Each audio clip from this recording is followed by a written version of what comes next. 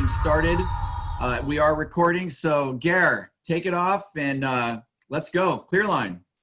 All right, I appreciate it. Thank you, Gary. Welcome, guys. I appreciate you taking the time today. I can fully understand that most of you are probably well and truly webinared out by now during this strange time, but I do want to say thank you to all of you for attending. So today we're going to be talking about fiber. All right. So obviously, you know, it's kind of a buzzword in the industry at the moment. But what I want to do with you today is to go over a bit more about what fiber is all about and why we're using it and when to use it and how to use it. And also the differences between, you know, traditional fiber versus our fiber. So we'll talk about the benefits of using fiber, not only in the AV space, but also in general. Like I said, I'll give a basic overview of what fiber is all about and how it works. Some of the variations in the different construction of fiber and when you would use which. We'll talk about some of the connectors as well. So one of the big confusion points with fiber, if you're new to it, is, you know, when do I use what type of connector? So we'll talk about that also. I will do the demonstration, as Gary mentioned. I'll turn my camera on and do a demonstration of just how easy we've made it to terminate fiber and how safe and quickly it can be done. And then we'll talk about some of the enclosures and accessories that we also offer to round out the entire fiber portfolio with you. So without further ado, you know, when we talk about the benefits to using fiber, there's really probably 3 points which come to mind for most people, and that's the speed, the amount of data, and the distance that you can transfer that data. And we'll talk more about the different types of fiber in a few minutes, but here are, you know, a couple of example facts about fiber. You know, multimode, for instance, and again, we'll talk about the differences between multimode and single mode in just a few minutes. Multimode can transmit up to 100 gigabit per second, up to 500 feet. All right, so that's a lot more data than any Cat6 or category twisted pair cable could carry. Cat6, for those of you that don't know, maxes out at around about 10.2 gigabit per second, unless they start monkeying with it and do some fairly technical changes to the way it's transmitted. 10.2 is about as quick as you're going to get, you know, data to pass through twisted pair. Single mode, however, you know, we just spoke about multimode being 100 gigabit per second. Single mode, which is used for long distances, that's the type of fiber they use between buildings and across oceans and things. You can actually transmit 1.2 petabits across that. That's 1.2 times 10 to the power 15 bits per second. So we're talking about massive amount of data that we can get over very long distances at obviously almost the speed of light. So it's an incredible medium. It's been around for many years. It's tried and tested. It's been used now for well over 50 years. We just happen to have made a couple of changes to it to make it easier to use and safer to use. More importantly nowadays as well, fiber introduces low latency. That's important specifically for the AV industry now because we've got more and more content being used over video over IP. So, you know, the opportunity to transmit video data packets from point A to point B is now available. But in order to do so successfully, you've got to have very low latency. So latency is you know, the time it takes for a data packet to get from one end to the other. And in order to get that to a point of almost zero, you know, fiber does so very well. Some of the peripheral benefits to using fiber, which quite often people tend to forget, is, you know, it's non-conductive. All right, and what that means is that unlike copper and other types of medium, you know, fiber has no metallic or electrically conductive component to it. That makes it immune to things like power surges, EMI, RFI, and ground loops and lightning strikes. So that's obviously of benefit because it's not going to pick up all the other electrical interference in a building or outside with lightning strikes and things like that. Since it doesn't have any metallic component to it, it doesn't corrode. All right, so if you're in a high moisture content or a salty type environment around the coast, obviously that becomes a bit of an issue when you're designing your systems around copper infrastructure. So fiber helps to overcome that issue as well because it doesn't corrode. It is easy to terminate. I will be demonstrating that today, as I mentioned. You know, it's become more affordable as well. And by that, I don't just refer to the cable itself or the fiber itself. I refer to also the components on the end. You know, it's in past years, the components have been quite different in the cost between, you know, fiber versus copper. Anybody out there that may or may not have used the Crestron DM systems, you'll probably be familiar with the fact that to upgrade from a DM system using copper to using fiber, there's a good 25 or 30% difference in the endpoints. That's no longer the case now. I can't speak for Crestron specifically, but there are a lot of endpoints out there now that use fiber, and the disparity in price between them and copper endpoints is coming down quite dramatically. So, and you know, fiber is also lightweight and it takes up less room. You know, to use an example here, you know, a spool of Cat6 generally runs around 45, 50 pounds or so, depending on the jacket and the box. You know, the equivalent spool of 1,000 feet of duplex fiber runs around about, you know, 7 to 10 pounds. All right. So, I mean, it's very, very lightweight. You can get a massive amount of data down a very small jacket. So overall, it's a lot easier to install and terminate. So why are we talking about fiber specifically around AV? Well, it really boils down to this. Okay. We've transitioned from HDMI 1.4. We're in an era now of HDMI 2.0, have been for quite some time. And in doing so, we've had to introduce a thing called compression. All right. Like I mentioned before, twisted pair infrastructure is well capable of carrying up to 10.2 gigabit per second. And we've used twisted pair to transmit, you know, HDMI and such over that medium for many years now. As we went into HDMI 2.0, we went up from 10.2 to 18 gigabit per second. And the clever people in our industry had to develop what they call compression algorithms to take 18 gig and monkey with it a little bit and get it down to 10.2 gigabit infrastructure through that twisted pair. In doing so, there are some consequences. Many of the compression algorithms out there are really good, and you can't really visibly see those consequences. But if you run tests over the infrastructure, you will see that there's compression going on. And you know, there are certain things being given up as a result of that compression. But now we're starting to talk about HDMI 2.1. HDMI 2.1 is released. It's becoming official this year. The specs are all out. We now know how to test to 2.1, but that requires 48 gigabit per second. All right. That's when we start talking about 8K video resolution and frame by frame dynamic HDR, deeper color bit depth, and a broader color spectrum, and things like that. So imagine trying to compress 48 down to 10. It's really going to be, if not impossible, very, very difficult, and certainly not without detriment. So the only real way to transmit HDMI 2.1 over any kind of distance beyond a few meters, or you know, number of feet, is going to be over a fiber infrastructure. All right. And the other thing, as I mentioned just now as well, fiber being impervious to EMI or RFI is always of a benefit too, because you're not going to get that the consequences showing up of any kind of interference on your display screens and such, and that's always a good thing.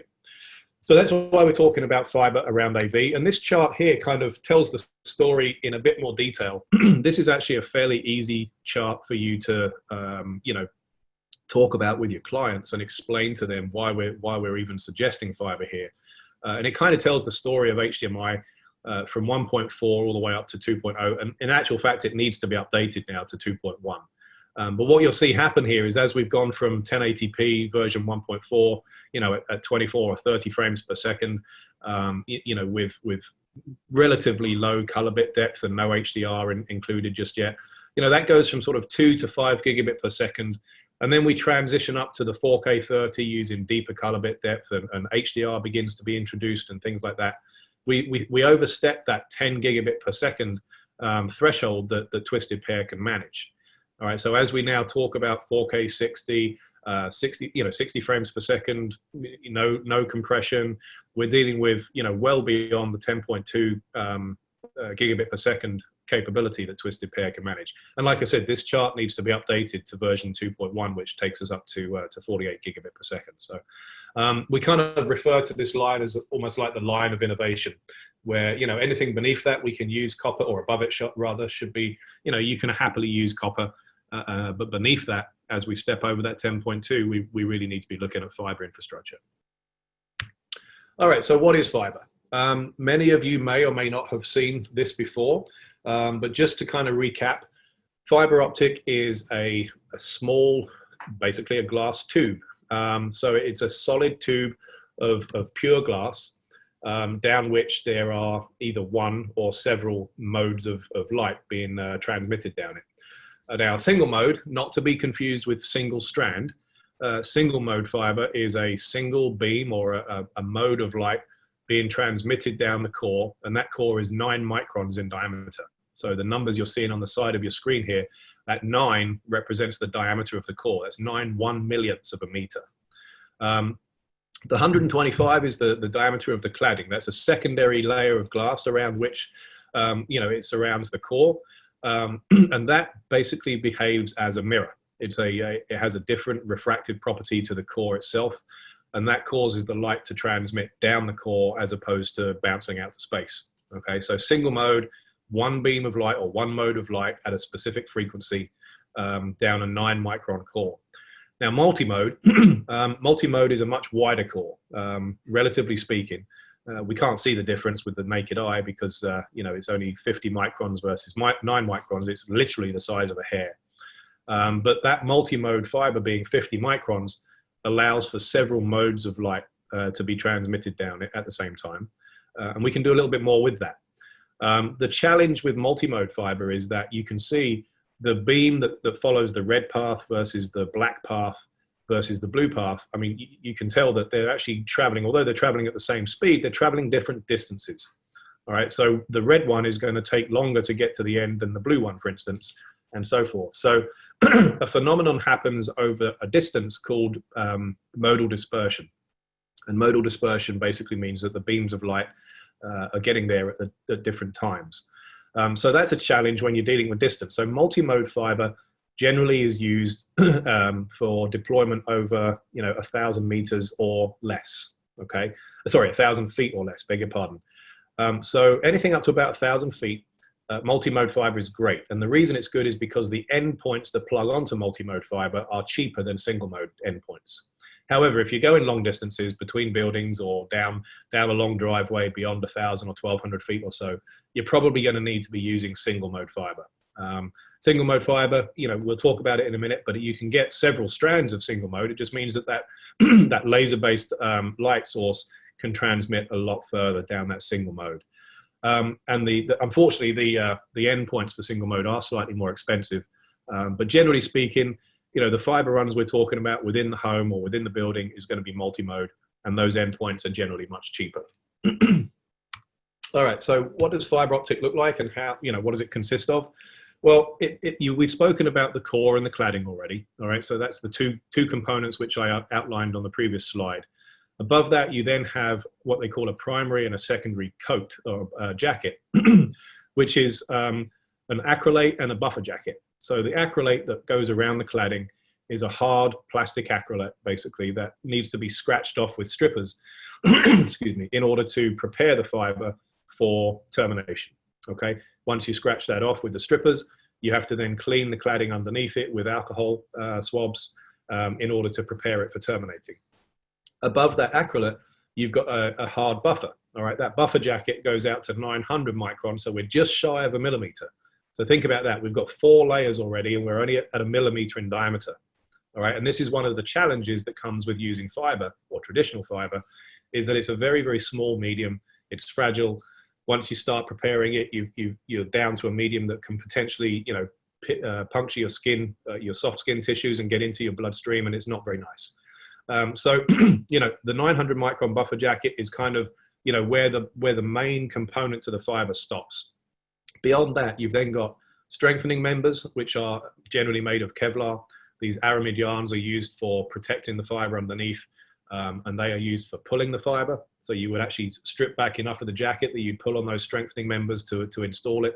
And then above that, you've got various jackets. So you may have just a single riser rated or plenum rated jacket around that.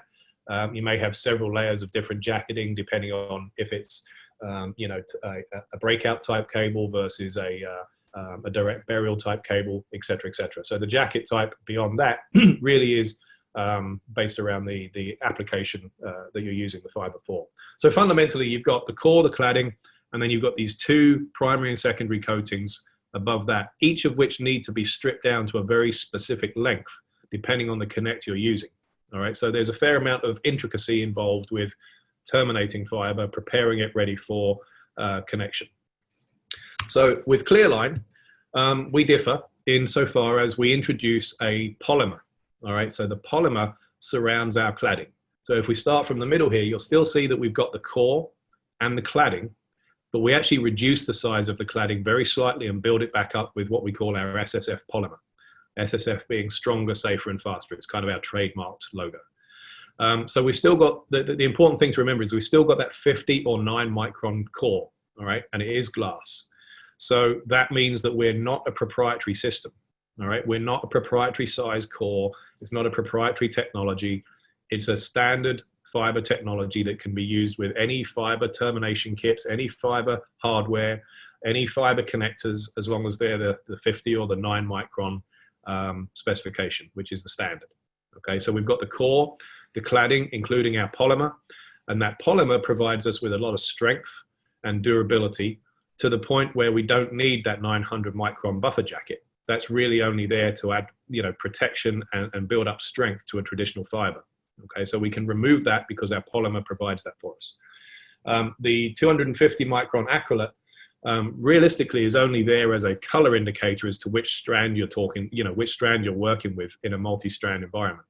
We don't actually need that, but it's there and it can be removed with between finger and thumb. It does not need to be stripped using fiber strippers as it would be with the traditional conventional fiber. So that's the basic difference. It all boils down to that SSF polymer, which builds up our strength, durability, and safety, and the speed of termination as a result of that polymer. So with that, I'm going to stop sharing my screen, turn my video on, and you should now see me big screen. And I'm going to angle my camera down, and I'm going to give a demonstration of what that polymer does for us. So here on my desk, Gary, I'm assuming you can see this now? Yep, we're good. Okay, awesome. So here on my desk, I've got this coil of duplex fiber. This is a duplex multimode. This is probably the fiber you're going to use most of.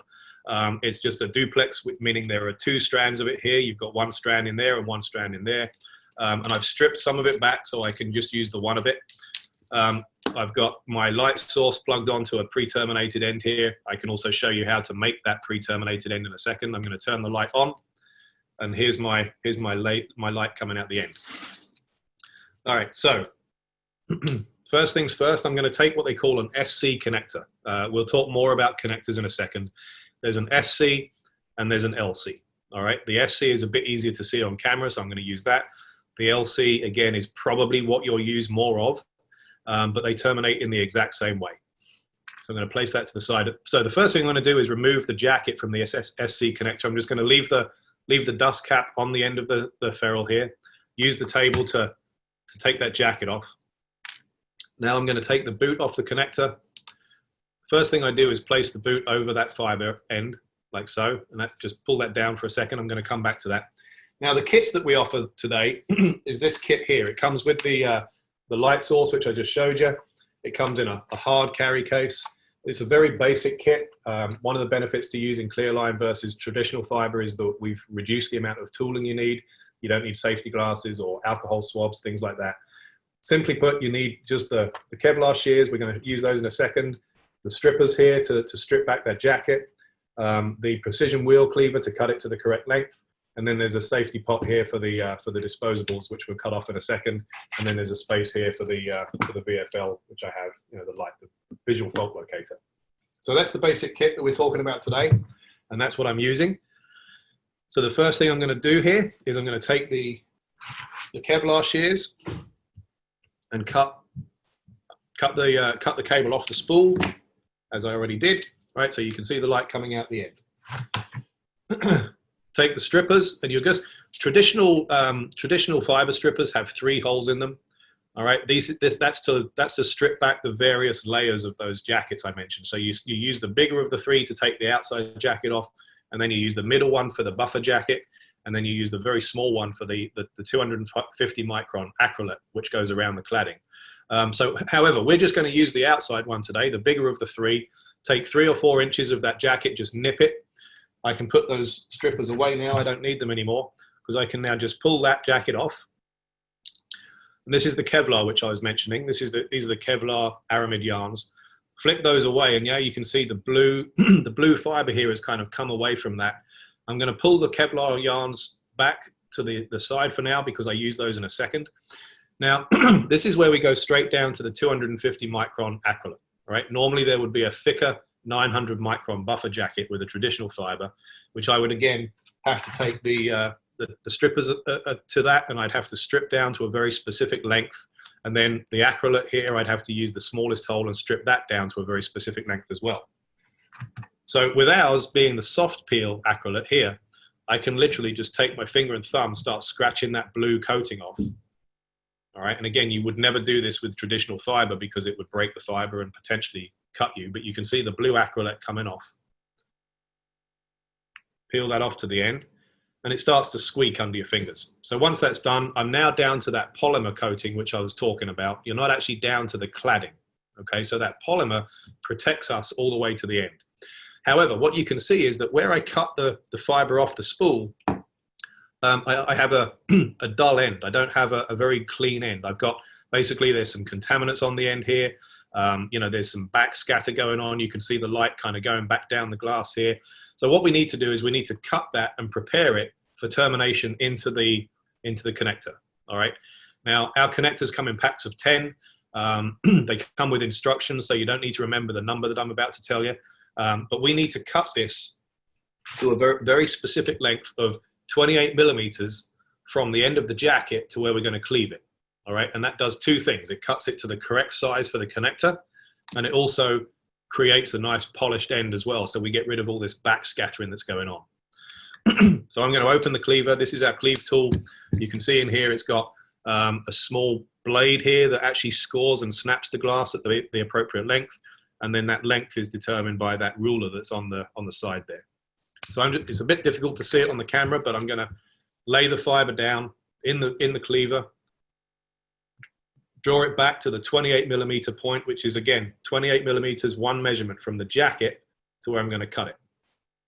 So place that down in the cleaver, close the cleave tool, cleave it. Now you can see that no longer is there any back scattering going on down that glass. Okay, I've got a nice clean beam of light coming out. You can see on my hand. All right, so I've got a nice clean lens. The important part to remember as well is that because our glass is so strong as a result of that polymer, the piece that I cut off, so this is the piece that I cut off just now in the cleaver. If you were to misplace that with traditional fiber and you get it in furniture or carpet, it can be very dangerous. It can poke you. With ours, it just bends back on itself. I don't know if you can see that very well, but it's just bending back on my finger and it cannot puncture my skin tissue. All right, so there's a safety consideration there as well. We do provide the disposable pot though, the sharps container, so we place that in there and we can dispose of that appropriately. Now we're done cleaving. Another benefit here is obviously if you're doing this up a ladder or in a dirty environment, if I were to drop this and it were a traditional fiber, I'd have to go back and probably repolish the tip, and I'd have to, you know, clean the sides again. With ours, because our polymer protects us all the way to the very tip, we don't have to worry about that. If we misplace it and we drop it, any contaminants on the side here are not going to affect our performance. I do, however, want to avoid touching the tip though. All right, so I don't want to touch that tip. So now I'm going to take the connector. All right, I'm just going to open the back of it very quickly, pull the Kevlar off to the side like I mentioned, and I'm going to insert the fiber into the connector here. And you'll see on our connectors there's an indicator window. And as I push my fiber into the end of the connector, I'm actually going to apply some pressure and cause a slight bow in my fiber at the back there. All right, that's going to give me a very low loss, low attenuation connection between the fiber that I'm inserting and the factory pre-installed piece of fiber that's in the tip here. So as I insert the fiber, you can see the light sliding down the channel. Whoops. Light slides down the channel, and then the window there goes dark, it extinguishes, and the light now is coming out of the tip. I'm going to slide this switch here from the open to closed position, like so. That's now locked in place. You can see I can just let the fiber loose and it will just suspend there. But what I'm going to do now is I'm going to relax the fiber down into the back of the connector, pull the Kevlar off to the side. Now I'm going to close the crocodile clip at the back. Make sure my Kevlar is off to the side here. Now we can bring that boot up that we had earlier, capture the Kevlar into the thread of the boot just a couple turns. That's going to give me strain relief at the back. That now means that Kevlar won't stretch, so I can't pull the fiber out of the connector. So I'm just going to capture that in the thread, cut the surplus Kevlar off with the shears, finish tightening that down, and now I can put my cover back on in the case of the SC connector. All right, so very, very simple to do. If I'm not walking you through that, I can quite literally terminate that fiber in 36, 37 seconds. One of the biggest benefits for you guys, though, is during installation, it's very, very difficult to break it. Unlike traditional fiber, you know, where you have to be careful about bend radius, I can literally tie my fiber in a knot like so and really pull it tight and not worry about it breaking. Okay. Obviously, I have introduced here some losses, some attenuation, so I wouldn't want to leave it like that. If I were to run a test over that, I would see high losses on that, but there's still light coming through. So if I were to correct that, like so, I undo the kink, and then I ran that test again, my fiber would actually perform to full spec because it's not broken. It's protected by that polymer underneath. Okay, so a very, very strong benefit to using our fiber is you cannot break it if you kink it. All right, and it's easier and safer to terminate. All right, so as far as the first one is concerned, I'll show you the first one. Obviously, I've connected this to a pre-terminated end. Incidentally, our connectors you can reuse. Okay, so that's a very important point to note as well. So I'm just going to dismantle this one, and I'm going to do that as the first connector. So now I'm going to take my fiber, take my connector. I'm going to take the dust cap off this time, and I'm going to place that into the VFL. And you can see now the light's coming out the back of it, not the front, and you can see the window here on the front. So now what I need to do is put my boot onto the cable, onto the fiber, take my strippers, 3 or 4 inches, just nip that jacket and remove that, flip the Kevlar out the way. This is the other side of the duplex. So this is the second side of the duplex. So this time the acrylic is orange. You can see I can strip that orange off between my finger and thumb. Just start scratching that off, and it comes off. You can see it on my desk here. Now I'm going to take the cleaver once again, measure it and cleave it to 28 millimeters. Quick as that. Now I'm going to take the fiber, again, keeping the aramid yarns off to the side. I'm going to take my fiber and insert that into the back of the connector. And you'll see this time the window may not go completely dark because the light source is right here at the tip. But as I do so, you should see it go pretty dark. There we go. You can see there clearly I'm applying some pressure at the back. You can see the bow of fiber at the back.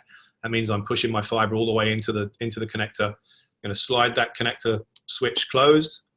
Now I can pull the fiber out, put the dust cap on, lay the fiber down as I did before, capture the Kevlar in the thread, cut the surplus off, and I'm done. Okay, so that's how you would do the first of the connectors when you get to site. All right, so now I've done that. I can just test it real quick. I can plug that one into my tester, into my VFL, and sure enough, I've got light coming out the other end. Okay, so that's how we terminate Cleerline fiber. Very quick, easy, very safe. Gary, is there any questions at this point?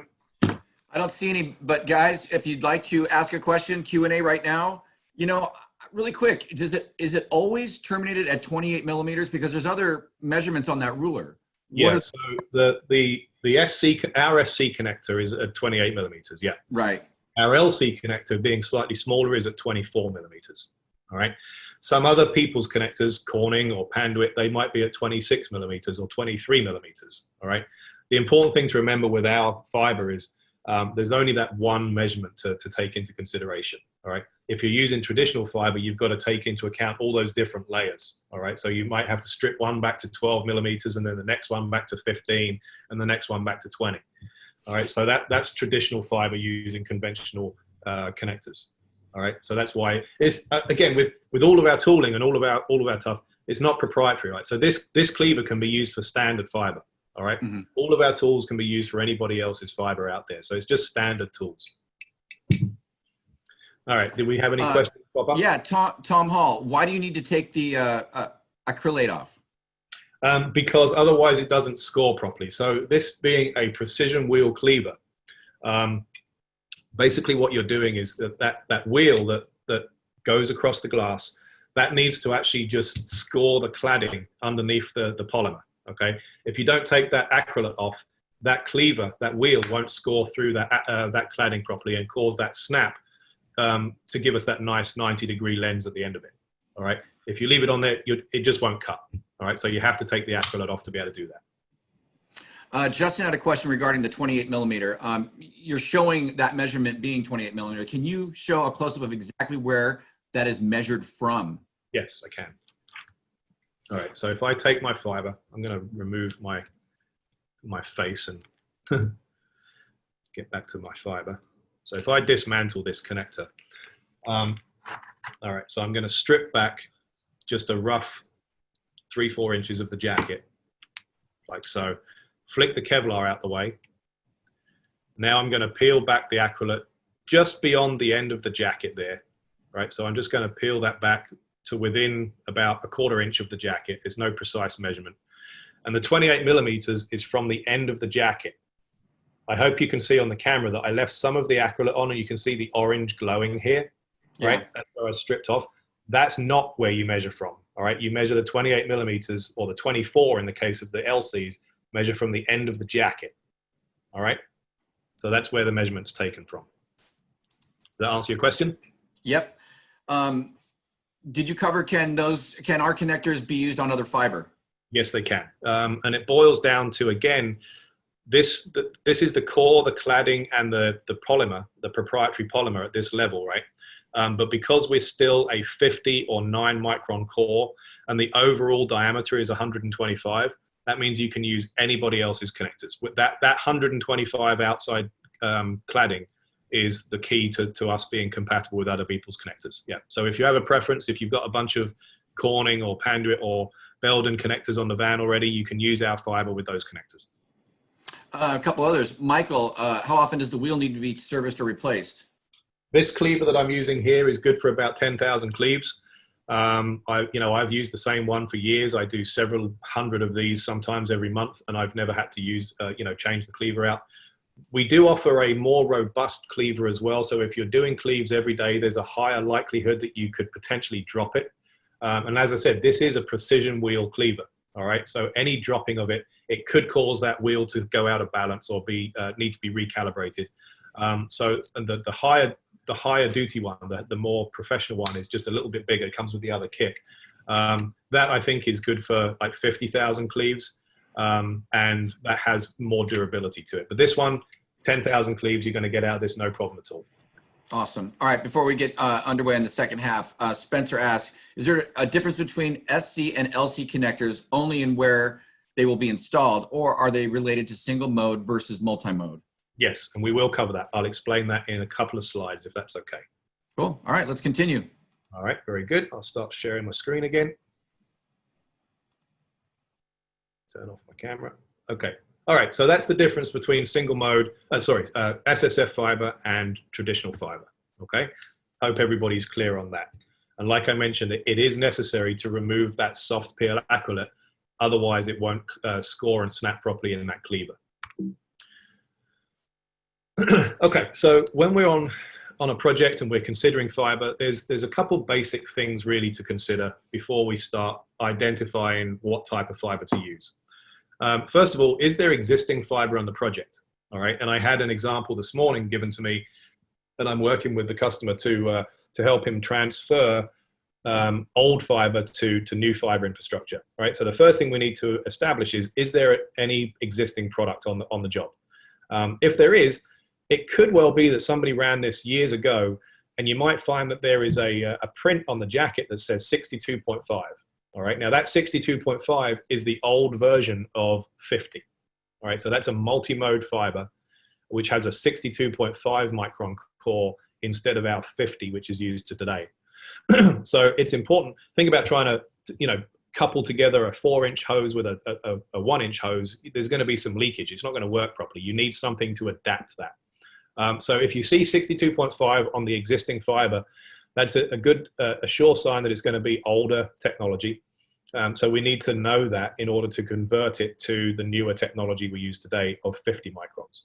If we see something that says 9 or SM or OS1, that's a sure sign that we're dealing with single mode fiber, okay? Jacket coloring also differs as well. We'll talk about that in just a second. But if you see this print 5125 or 9125 or or SM, that's going to give you the indication that the existing fiber is either going to be single mode or multi-mode, new technology or old. If there isn't any existing fiber on the project, you're starting this from scratch, then realistically, there's only one question you need to ask yourself, and that's, you know, okay, or maybe two. How long of a distance do I need to transmit? Okay, if you're looking at under 1,000 feet, you're probably going to be looking at multi-mode type fiber, again, because the endpoints that you use for that are going to be less expensive than the single mode. Okay, you can use single mode for everything if you wish. It's just that the endpoints are a bit more money. Single mode is going to be used for anywhere over and above about 1,000. That's not a strict distance. It could be 1,200. A lot of it is the tolerance of the hardware you're using with it. The hardware manufacturer will specify whether it should be used with single mode or multi-mode fiber and the distances it can be used up to. But generally speaking, a rule of thumb is up to about 1,000 feet multi-mode, over 1,000 feet is single mode. The other question you need to ask yourself is, how many strands do I need? There are manufacturers out there that make video or HDMI over fiber extenders. There's a number of them now. Most of them just use one strand of fiber. I wouldn't necessarily recommend pulling one strand of fiber because that leaves you with no redundancy for incidents that may happen in the future. I would always recommend pulling at least a duplex, a 2-strand.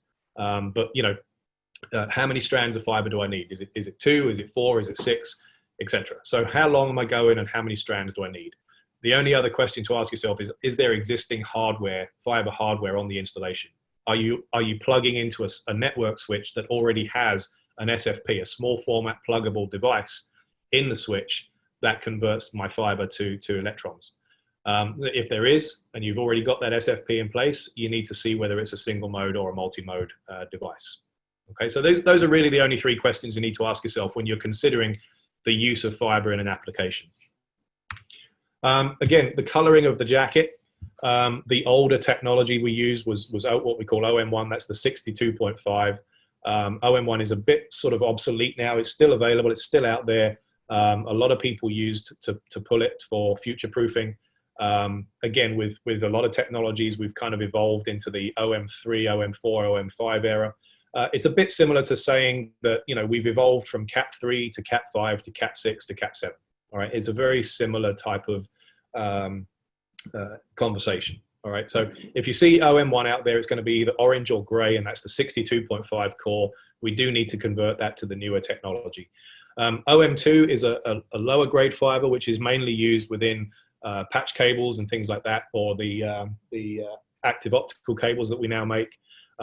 Generally speaking, we're looking at using, for the most part, OM3, and that's because we can do 100 gig up to, well, several hundred feet, up to 1,000 feet, okay? So we can do OM3, which is for the most part what we use. In some cases, you may want to use OM4. Realistically, under about 100 meters, there's no measurable distance between OM3 and OM4. If you're doing any work within medical centers and such like, they do like to use the OM4 grade fiber. It just simply gives a bit more bandwidth over a slightly longer distance, okay? Now, if you're really going a long distance, however, that's when you get to the single mode, the OS, optical single mode, and that's going to be yellow, all right? So there are some telltale signs in the color of existing product. If it's on site already, you know what's what. All right, so as far as construction is concerned, I touched briefly just now on simplex. Wouldn't necessarily recommend simplex. It's just one strand of fiber in a single, in a single jacket. All right, and simplex is, it's a great product. It just, it doesn't allow for any redundancy, and at the end of the day, you can't fix stupid. Somebody's going to come along and they're going to hang a mirror or a picture on the wall. They're going to puncture that fiber in the stud bay, and you're stuffed. So I wouldn't recommend a simplex, but it is available should you need it. Duplex is the one I just showed you just now. Out by far and away our most, our most used fiber.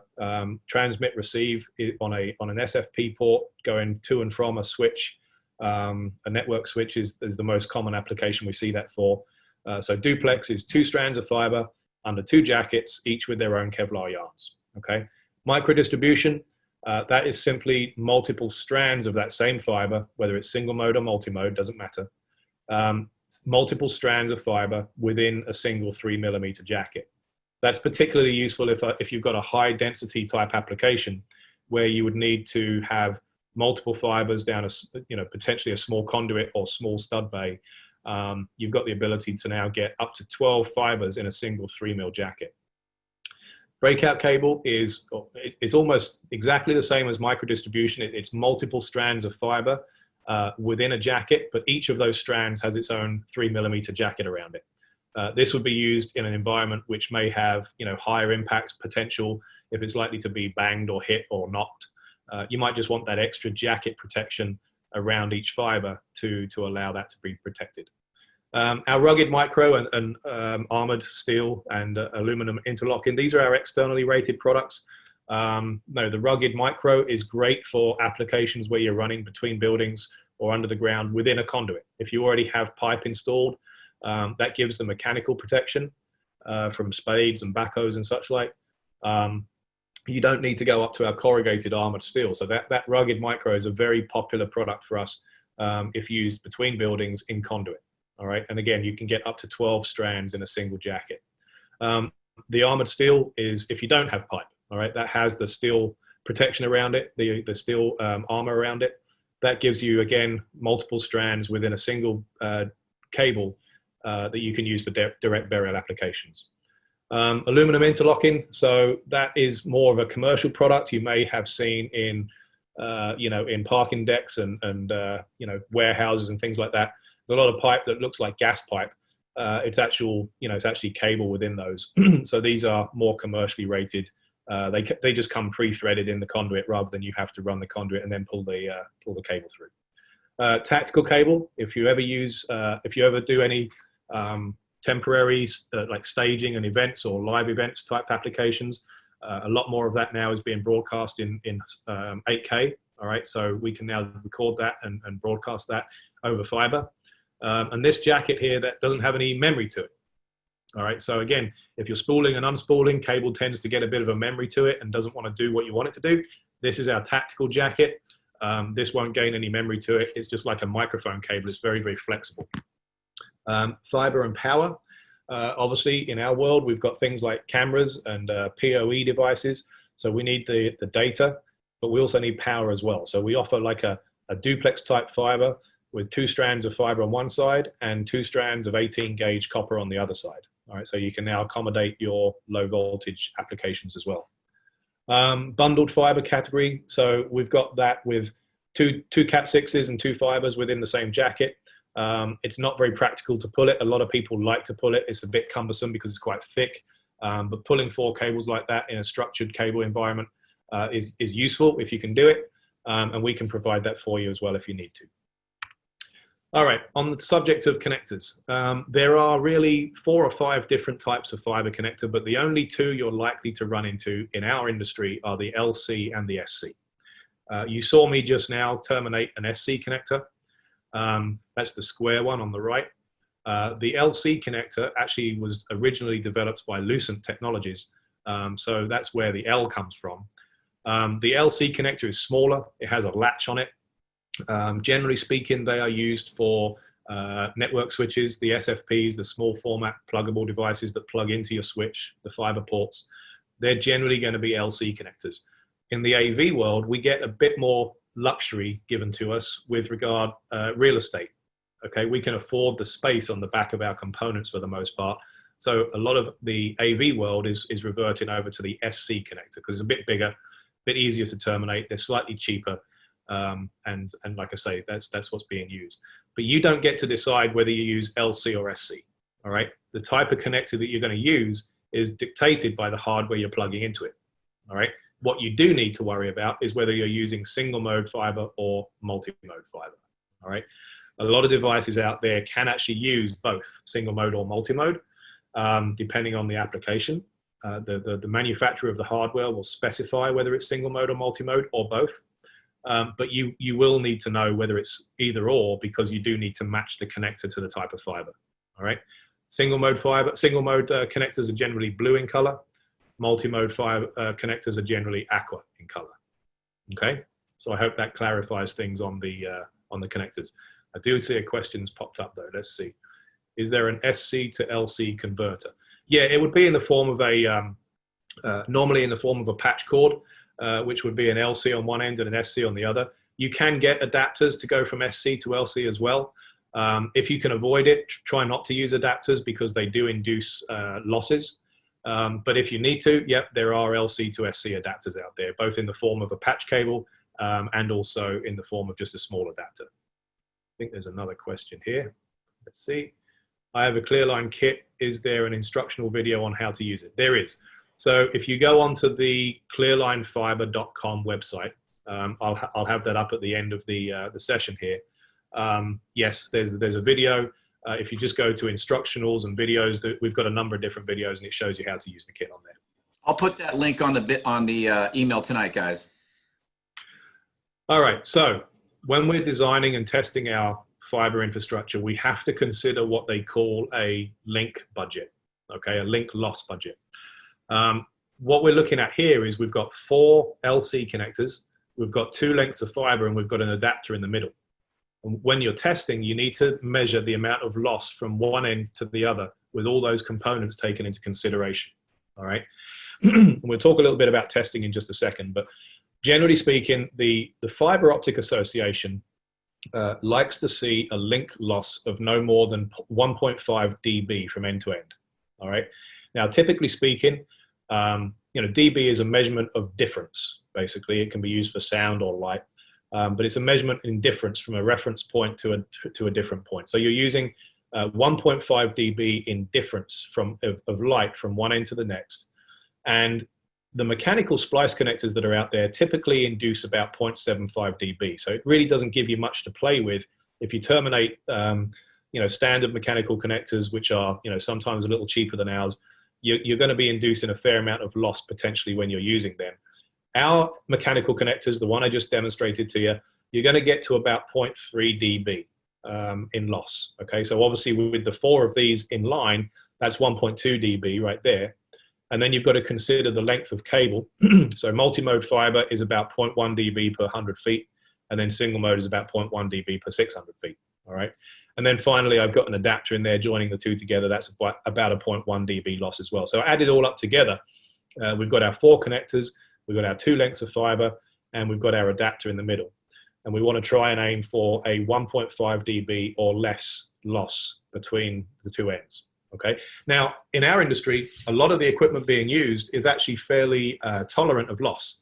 I've actually used some HDMI over fiber adapters, and I've seen them operate just fine with 9 or 10 dB of losses in them, simply by tying them in a knot or a poor termination. So we're fairly lucky in that we don't necessarily need to get down to 1.5 dB, but it's good practice to try and aim for that if you can.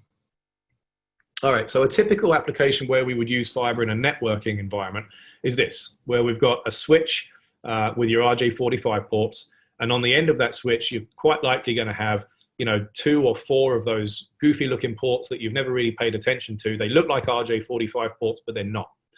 That's where an SFP module slots in. That's a small format pluggable device that converts the electrons in the back of the switch to photons and transmits it over fiber. Typically, there are a 2 fiber requirement, a duplex. One is transmit and one is receive.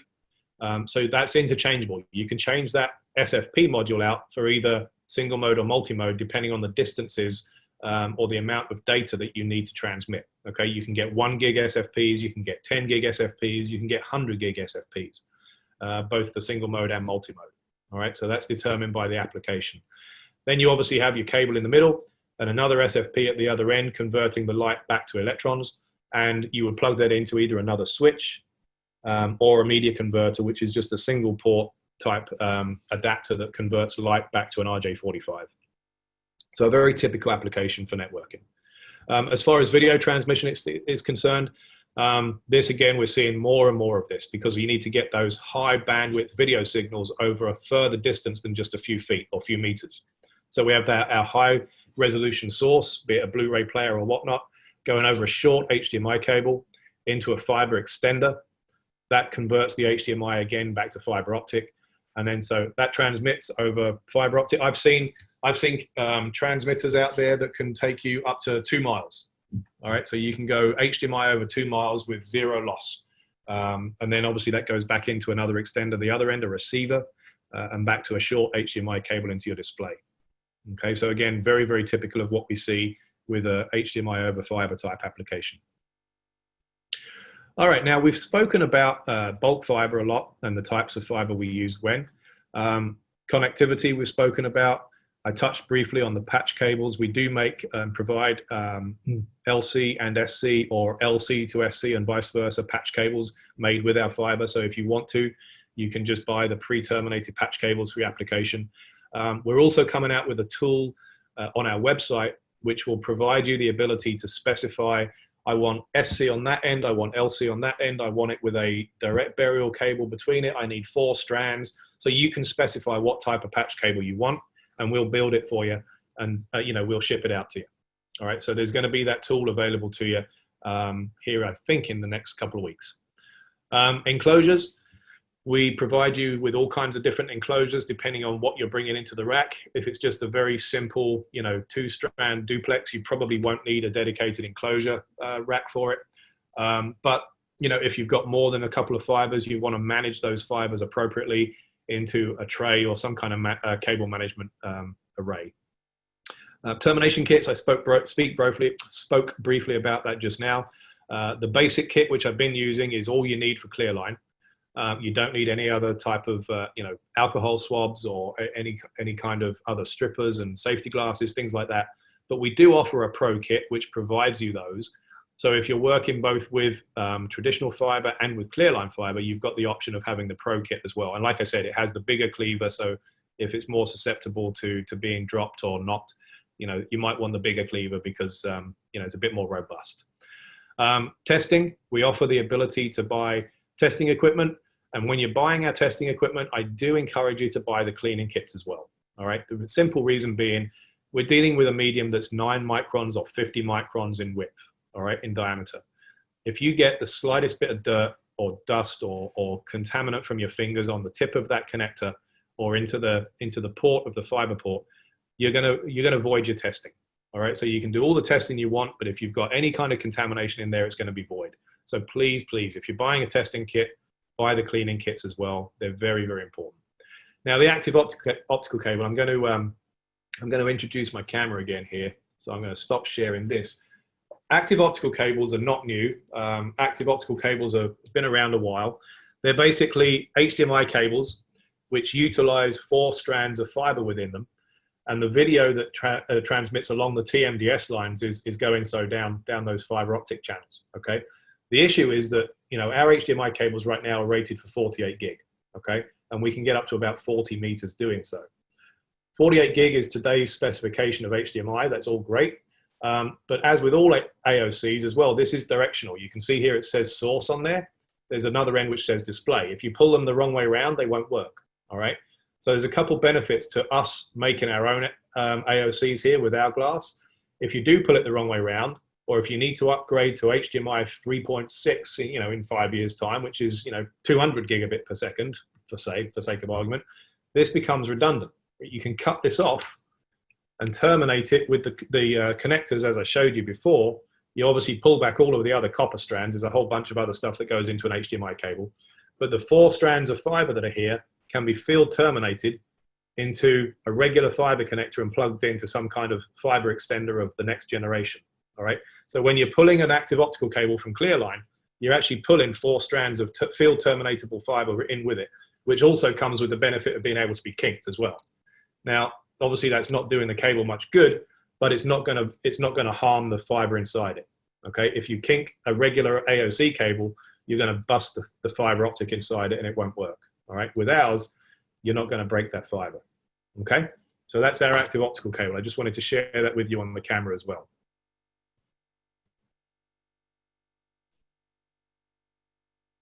Okay, so that's that slide. Let's move on to the next one, and I think we're just about done. Just to round out the rack enclosures, we've got various different types of rack enclosures with the cable management in the back of them. We've also got wall enclosures and different adapter plates depending on the number of connectors you're using and the type of connectors. We've got adapters, as I showed you in a previous slide, for kind of joining two pieces of fiber together if you need to. Indoor and outdoor termination boxes as well. These are useful if you're working with a service provider that's going to bring their fiber to the home but not into the home. You've now got a means of terminating or joining your fiber into the ISP's provided fiber outside or within the home if it's in like an apartment building or something like that. These are very small kind of cigarette packet type size boxes, just nice and neat and tidy for termination. All that remains to be said on this course is, I'm going to provide Gary with a couple of cheat sheets just to kind of remind you of some of the conversations. This one here can be downloaded. It kind of talks about when to use multi-mode, when to use single mode, and some of the questions you need to ask yourself when you're considering fiber. And then once you've decided what type of fiber you're going to use, you can then see which construction types we offer it in. Okay, so this is a good cross-reference chart for reference as well. With that, I'm going to hand it over to Gary for any questions again. Please use my information. I'm located on the East Coast, just north of Philadelphia. So East Coast time, but I'm available by email, by phone. I think a lot of you already know Stephen Ricks as well. He's my counterpart on the West Coast. He's based in up in the Seattle area. So please, by all means, use our information. Please use our email or our phone number to help you design your systems if you're new to fiber. The website, as I mentioned, is incredibly useful. It's got a whole bunch of different reference videos and modules there. So please go to clearlinefiber as well. .com and there's a whole bunch of things on there. So thank you for your participation.